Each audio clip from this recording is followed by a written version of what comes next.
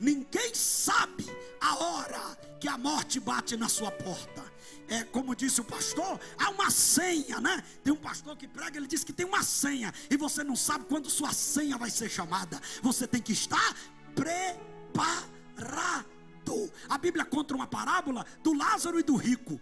O rico morava numa casa muito boa, e Lázaro era um mendigo. Os dois morreram, encararam a eternidade. Só que o rico não se preparou, não recebeu salvação, não recebeu perdão, morreu e foi para o Hades. O que é Hades? É uma palavra que refere-se ao inferno. O inferno tem 4 palavras na Bíblia: Hades, Geena, Tartaru. Essas palavras e querem se referir ao lugar de tormento. Agora olha para cá.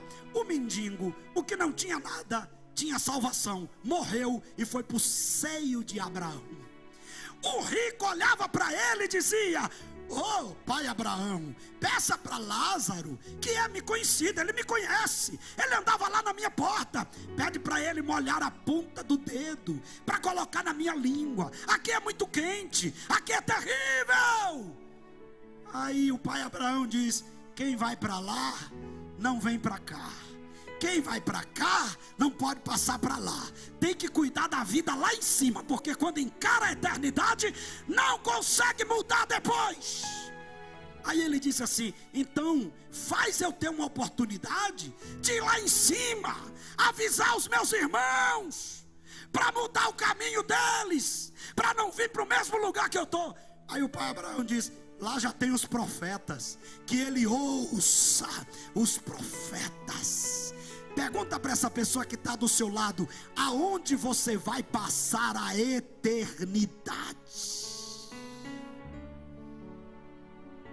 O segundo sinal da vinda do noivo, que precede a vinda do noivo, é a frieza. Porque na frieza as pessoas não prestam atenção naquilo que é importante nas escrituras. A Bíblia chega a dizer: por se multiplicar a iniquidade, o amor de quase todos esfriará.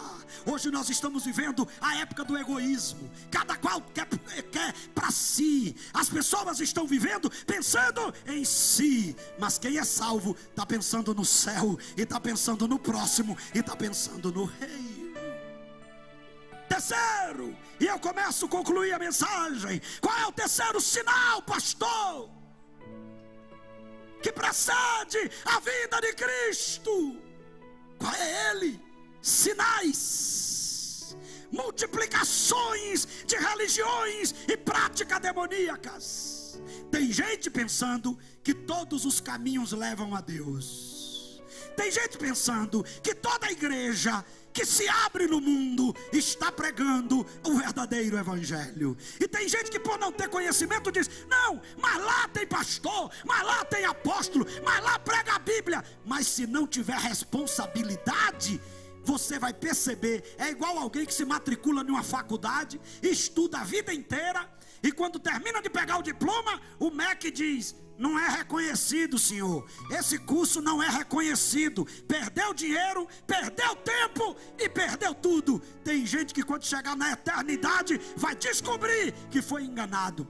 A maior estratégia de Satanás é levar as pessoas a lugares que parecem ser de Deus, mas desvia o propósito de Deus. Olhem para mim. Satanás, um dos seus atributos é enganador. Um dos propósitos de Satanás é enganar. E uma das suas estratégias é levantar falsos profetas, é levantar pessoas que parecem ser, mas não é. Mas a noiva que está cheia de Deus tem os olhos espirituais e consegue dizer: "Isso aí não é Deus, isso aí não é Deus, isso aí não é Deus." Nem toda língua é de Deus, nem todo ministério é de Deus, nem toda prática religiosa é de Deus. E tem gente que diz assim: mas na lei que eu nasci, eu morro. Qual foi a lei que você nasceu? Te ensinaram uma lei, porque quando você nasceu, você estava no período da inocência. Quando você foi introduzido em alguma prática religiosa, a pergunta é: você já leu a Bíblia? Você já confrontou aquilo que te ensinam lá na tua religião sobre a palavra de Deus? Não, pastor, nunca fiz. Então está na hora de você ver, porque talvez você esteja sendo enganado e perderá a sua salvação. Qual é o quarto sinal, pastor, que precede a vinda do noivo? Levanta a mão lá no terceiro andar, só quem está cheio de Deus, e diga: guerras e sinais. Eita, como está fraco. Eu não sei se vocês estão distante de mim, se eu já estou ficando meio assim velho, meio surdo. Eu só sei que ficou muito fraco. Levante a mão e diga bem forte: guerras e sinais. Nós estamos vivendo agora a guerra entre o Hamas e Israel.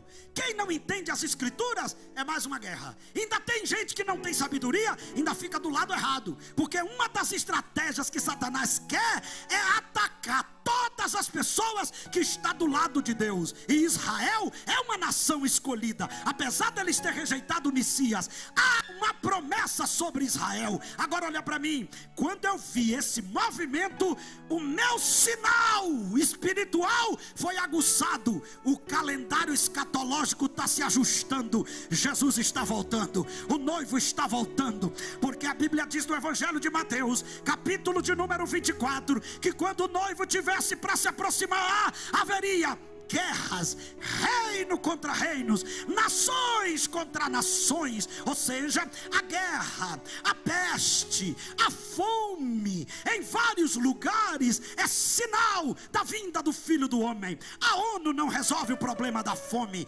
a ONU não resolve o problema das guerras, a EOA também não, a OTAN também não. E muitos podem dizer: pastor, por quê? É cumprimento das escrituras. Quem não tem conhecimento diz: é mais uma guerra. Quem tem o conhecimento está dizendo: o noivo está vindo, o noivo está vindo, o noivo está vindo, o noivo está vindo. E quem tem aqui esse conhecimento, levante a sua mão e dê a maior glória que você já deu aqui esta noite.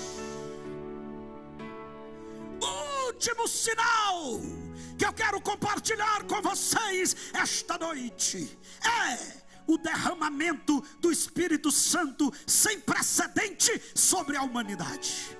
O profeta Joel, quando ele profetizou, no capítulo de número 2, versículo 28, ele diz assim: e há de ser que nos últimos dias, diz Deus, derramarei do meu Espírito sobre toda a carne. Olha que coisa linda, olha que paradoxo. Enquanto uma parte está completamente fora, enquanto muitos estão mornos, o Espírito Santo está se dando derramado em muitas vidas e em muitos lugares. Você que estuda missões, você que estuda sobre o que está acontecendo no mundo, nunca houve um movimento do Espírito tão grande como nesta geração. Eu vi agora um missionário que ele foi em um lugar, e nesse lugar um missionário nunca tinha chegado antes, e ele disse que quando chegou, os irmãos já estavam tudo batizados com o Espírito Santo, e eles disseram: mas se eu sou o primeiro missionário, como é que vocês foram batizados? Eles disseram: olha, pastor, missionário, aqui chegou um pendrive, e esse pendrive é o pendrive das escrituras, e a gente entrava na caverna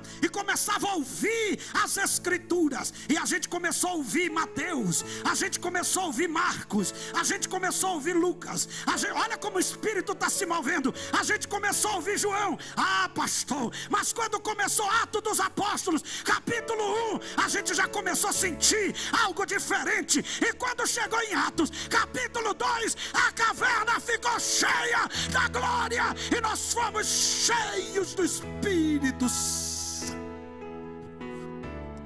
Pega na mão de alguém e diga: o Espírito Santo está trabalhando na Europa. O Espírito Santo. Eu visitei agora um trabalho de um brasileiro em Portugal. Já tem mais de 10 igrejas dentro de Portugal, cheia do Espírito Santo. Eu fui pregar lá e os irmãos dão mais glória do que os daqui do Brasil. E Deus disse para mim: o meu Espírito está sendo derramado. O meu Espírito está sendo derramado. Eu estive pregando na Alemanha e muitos irmãos cheios do Espírito Santo. Eu lembro que eu estava pregando, e quando quando eu estava ministrando, um médico estava me interpretando para aquele idioma, e de repente o poder de Deus pegou ele, e ele foi cheio, e os irmãos diziam: interpreta que a gente quer ouvir o que você sentiu, e ele não conseguia. Era Deus dizendo: o meu espírito está sendo derramado, o meu espírito está sendo derramado, o meu espírito.